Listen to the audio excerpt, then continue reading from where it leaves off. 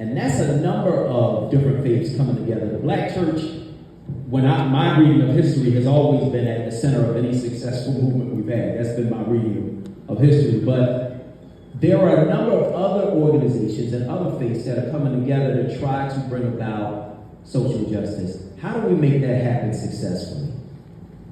I think the key to it is first recognizing our own tradition. I agree with Reverend Waller and much of what he said. But it also needs to be recognized there is a black radical tradition that is a part of the church.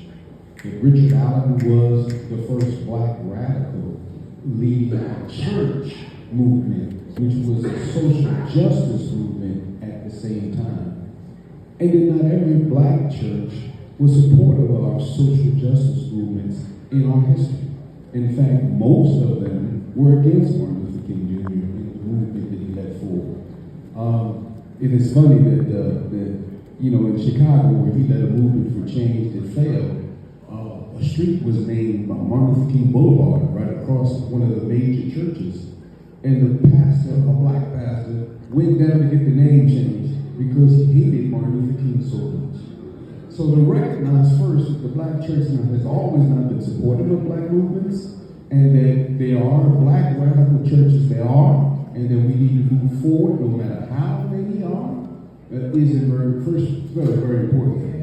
Then the second thing in terms of building movement outside of it is recognizing there are also white radical movements that have always supported African American movements for change. The abolitionist movement was basically a white movement that wanted to end slavery and supported black change because of that.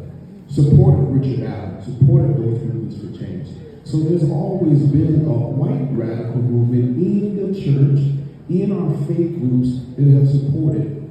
And how we have to arrange that is that you can't lead the black movement for change. White movements have to support the change.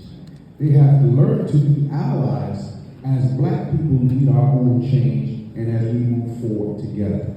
And I think in my own processing of this, that means the teaching and understanding of how racism affects how white people think about us and think about justice and think about equality, that if they're not taught what we know to be true and can accept black leadership as the direction to not only improve black life, but improve all of America, then we can build a movement for change together across racial justice lines and really build a better America and a better world for everyone. Thank you, brother.